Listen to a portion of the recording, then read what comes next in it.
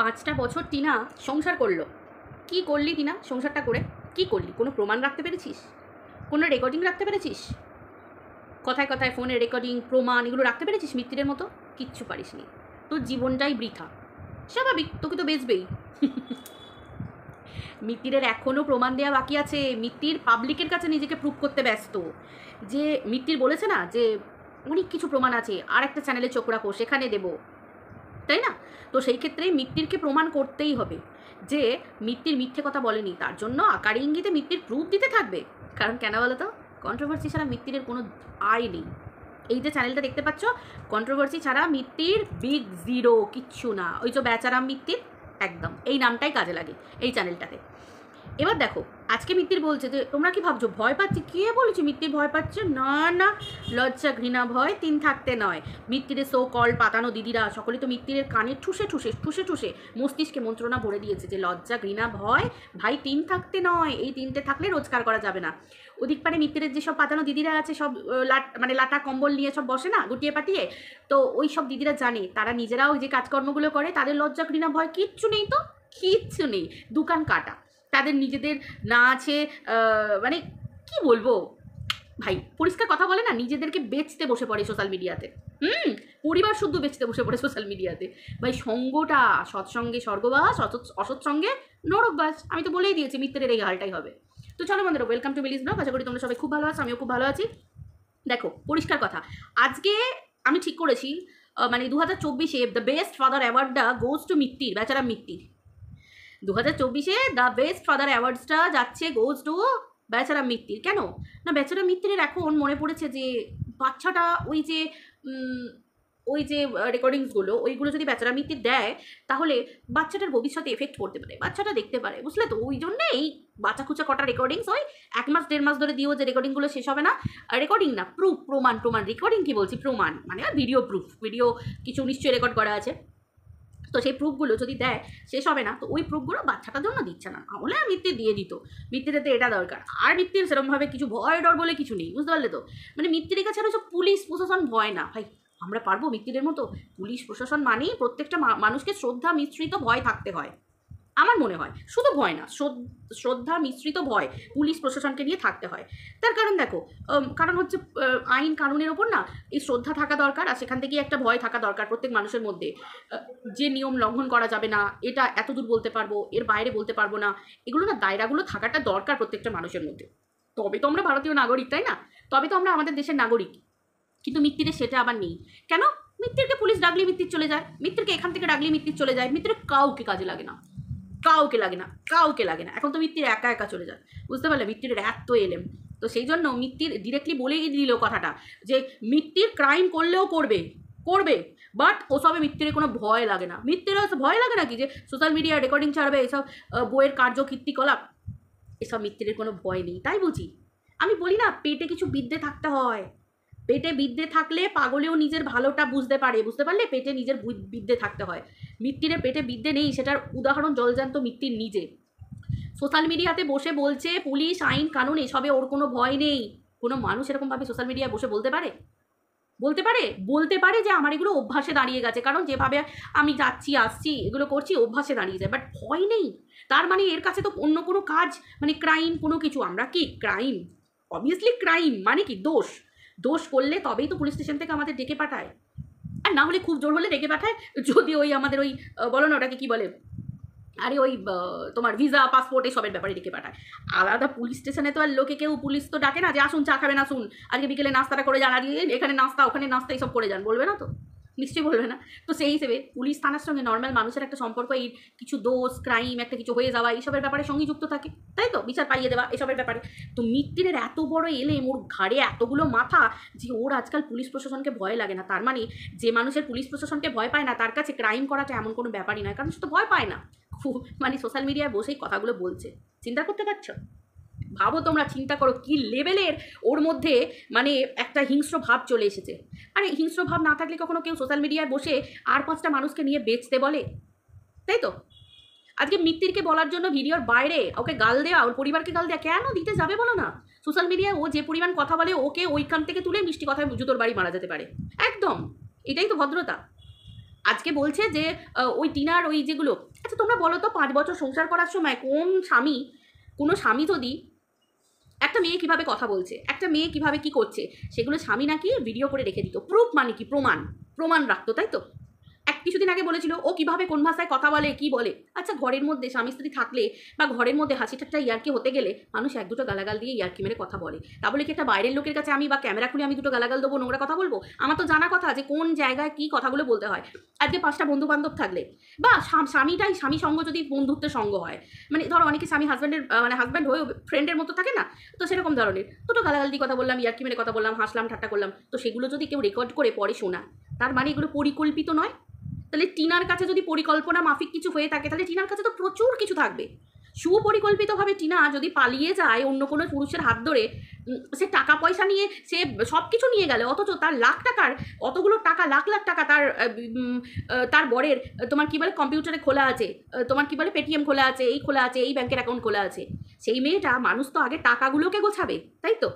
টাকাগুলো না নিয়ে টিনা চলে গেল, আর বলছে কিনা টিনা নাকি সুপরিকল্পিতভাবে গেছে অন্য পুরুষের সঙ্গে সংসার করতে যাবে বলে, তাই তো?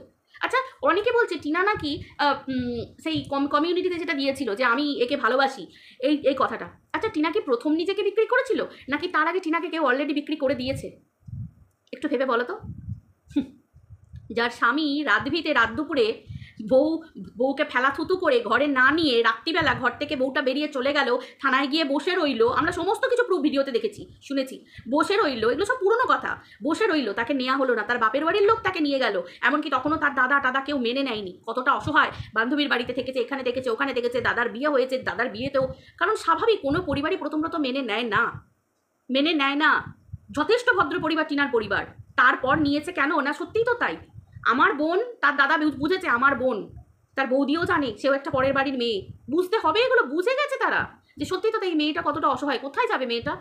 আজকে যদি আমার নিজের স্ত্রীর সাথে ঘটে, বা আমার যদি ঘরে এরকম, আমার তো নিজের রক্ত, মা বাবা সবাই মেনে নিয়েছে, অবশ্যই টিনার পাশে। আমি তো বলছি ঘরে ঘরে যদি এরকম বাবা মা বা দাদা বৌদি কোঅপারেট করে না, আজকে মেয়েরা কেউ নিজেদেরকে শেষ করে দেবে না, কেউ আত্মহননের পথ বেছে নেবে না, যারা এইরকম ব্যাপারের মধ্যে দিয়ে থ্রুতে যায়, বুঝতে পেরেছো?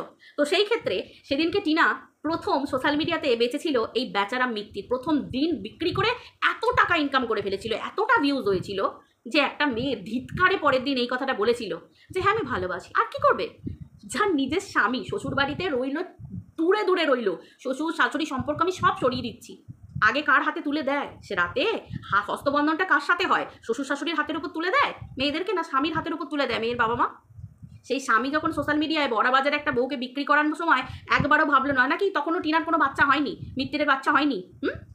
বাচ্চাটা তো প্রথম থেকেই ছিল, তখন মিত্তিরের মনে হয়নি যে বউটাকে আমি সোশ্যাল মিডিয়ায় বিক্রি করছি, বাচ্চা বড় হয়ে দেখবে, তখন মনে হয়নি? ও না, তখন তো মিত্তিরের তেমন কোনো রোজগার ছিল না, তখন তো ঘরগুলো মরচে ধরা, ছাল ছাড়ানো এরকম ঘর ছিল। আজকে মিত্তির কোথায় আছে? অট্টালিকায়। আরে ভাই, লোভ সামলানো খুব মুশকিল। একটুখানি জিভ দিয়ে জল পড়লো, আবার একদিনে এত ডলার কামিয়ে ফেললাম, লোভ, সামনে ডলার ঘুরছে, সারা রাত স্বপ্ন দেখছে, তারপরের দিন আবার একটা ভিডিও, সামলাতে পারছি না, আরও টাকা এই করে আস্তে আস্তে ঘরের দরজা খুলে দিল, রিপোর্টার কন্ট্রোভার্সি ক্রিয়েটার এলো, এসে বউয়ের গলায় পা দিয়ে, বউকে নোংরা কথা বলে, বউকে থ্রেট দিয়ে, মানে ফিজিক্যালি মেন্টালি খুব ভালোভাবে ভার্বালি পুরো রেপ হয়ে গেল টিনা। এবং টিনার শুধু টিনাকে নয়, টিনার বাবা মা দাদা বৌদি ঠাম্মি গোটা গোষ্ঠীবর্গকে একদম পোস্টমর্টম করে দিল, তাই তো? শুধু তাই, মিত্তিরের দিদি, আপন দিদি সৌমালি বলেছিল যে ছেড়ে দে না, দরকার নেই, মেয়েটাকে ডিভোর্স দিয়ে দে, সংসার করিস না ভাই, ঠিক আছে, বাট প্লিজ সোশ্যাল মিডিয়ায় ভাই এভাবে বলিস না। ও বাবা, মিত্তিরের গায়ে ছাল লেগে গেছিল, সে কি একবার বিক্রি করে মিত্তির এত টাকা পেয়েছে, ডলার ইনকাম করেছে। দেখো এটা তো মিথ্যে কথা নয়, ইউটিউব তো টাকা দেয় ভিডিওর জন্য, তো একটা ভিডিও পারপাসে যদি এত টাকা দেয় ইউটিউব, মিত্তির কখনো দিদির কথা আপন দিদি, পয়সার কাছে আপন দিদি না? তখন পাতানো দিদি বলছে ভিডিও কর ভাই, ভিডিও কর, তখন নিজের দিদি গেল চুলোর পারে, তুই মরে যা, দরকার নেই, তুই তো এমনি মরে গেছিস, তাই তো? যার জন্য দিদিকে যখন সোশ্যাল মিডিয়াতে কন্ট্রোভার্সি ক্রিয়েটাররা যারা অন্য পুরুষের সাথে শুইয়ে দিল, মিত্তির তাকে বুকে জড়িয়ে ধরলো, বললো তুমি আমার আপন দিদি। চাইবে এরকম ভাই কেউ? চাইবে এরকম দাদা কেউ? মনে হবে না যে এইরকম ভাই থাকার থেকে না থাকা ভালো? এইরকম ভাই, এরকম দাদা যেন কোনোদিন মায়ের গর্ভে জন্ম না নেয়, মনে হবে না? আমি অন্তত মনে করবো, কারণ আমি একজন মেয়ে, আমি একজন নারী, আমি যদি কারোর দিদি হই, যদি কোনো ভাই কোনো দাদা যদি এভাবে আমাকে বিক্রি করে, আমি চাইবো আমার সেই দাদা ভাই এরকম মায়ের গর্ভে জন্মাক? কোনোদিন চাইবো না, তাই না? সোশ্যাল মিডিয়া একটা মেয়ের সম্মান, বুঝতে পারো, সৌমালিকে একটা পুরুষের সাথে শুইয়ে দেওয়া হয়েছে, সারা রাত নাকি সেই পুরুষের সাথে ফুর্তি করেছে, আর সৌমালির স্বামী নাকি একদম ভিডিও টু ভিডিও প্রুফ আছে যে ভিডিওতে বলেছে কথাগুলো, যে ভিডিওতে বলেছে, এবং তাকে ভাই বলে মিত্তির, তাকে বলে কিপ ইট আপ, তুমি অনেক বড় হবে, তোমার উন্নতি হবে, সেই ভিডিও রেকর্ডিংও আছে, সমস্ত কিছু আছে, সব জমা পড়বে ঠিক জায়গাতে। তারপর তো মহামান্য বিচারপতি প্রমাণ মানে রায় দেবেন যে এইরকম স্বামী, এরকম ভাই, এরকম দাদা কি ঘরে ঘরে থাকা উচিত, নাকি টিনার মতো মেয়েদের জন্য এইরকম পুরুষই যোগ্য। তাহলে টিনা কি করেছে আর এদিকে কি হয়েছে, এইভাবে বিচার হবে। বারবার বলছি সুন্দর করে বলার জন্য, নো গালাগালি দরকারই পড়ে না, তাই না? আজকে মিত্তিরের মনে পড়েছে যে সোশ্যাল মিডিয়ায় নিজের পরিবারের কেচ্ছা তুললে নিজের বাবা মাকেও গাল খেতে হতে পারে, তাই নাকি নিজের বাবা মার বেলায় খুব কষ্ট হচ্ছে না? আর তোমার সকল দিদিরা সব প্রমাণ আছে, যখন টিনার বাবা মা, তারপরে টিনার ঠাম্মি, টিনার দাদা বৌদি, নতুন বৌদিটাকে পর্যন্ত ছাড়েনি, চরিত্র নিয়ে কথা বলেছে, নোংরা জায়গায় শুয়ে দিয়েছে, টিনার ঠাম্মি বয়স্ক ঠাম্মিটাকে লালবাতি জ্বলা এরিয়ায় বসিয়ে দিয়ে এসেছে, তখন মনে হয়নি যে না প্লিজ গুরুজনদের নিয়ে কোনো কথা বলো না, হচ্ছে আমার স্ত্রীর সাথে হচ্ছে তোমরা ওকে নিয়ে বলো, বাট পরিবারের নিয়ে নয়, মনে হয়নি?